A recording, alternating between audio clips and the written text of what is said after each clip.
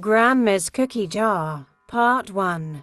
Ellie loved visiting her grandma's house. The smell of cinnamon and baked goods always welcomed her. But what really drew her was Grandma's infamous cookie jar. It was a large, ceramic jar shaped like a gingerbread man. Its painted smile to wide, its black eyes to glossy. "Can I have a cookie, Grandma?" Ellie asked every visit. "You may," Grandma replied, her face serious. "But remember, Ellie never touched the jar when I'm not here. Promise me that." Ellie always promised. But she didn't understand why Grandma seemed afraid of the jar. It was just a quirky decoration, wasn't it? One stormy evening, Grandma went upstairs to lie down, leaving Ellie alone in the kitchen. The rain tapped against the windows, and the lights flickered as thunder rolled in the distance. Ellie glanced at the cookie jar.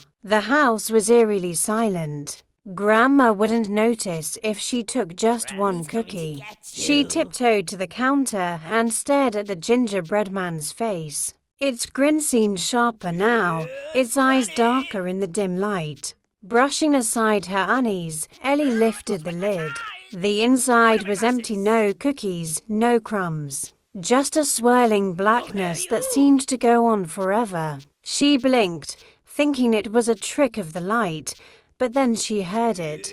A faint whisper. "Ellie." Her heart stopped. She leaned closer, trying to make sense of the sound. "Ellie, I'm so hungry." A cold breath rushed out of the jar, chilling her to the bone. The blackness inside began to shift, forming long, spindly shadows that curled and twisted unnaturally. She tried to put the lid back on, but her hands shook too much. As she fumbled, a clawed, skeletal hand shot out of the jar, its fingers impossibly long and sharp. Ellie screamed as it grabbed her wrist. The whispers grew louder, more frantic. "You opened it. You broke the promise." She pulled with all her strength, but the hand dragged her closer. The jar's smile twisted into a jagged, toothy grin, its painted eyes rolling in their sockets.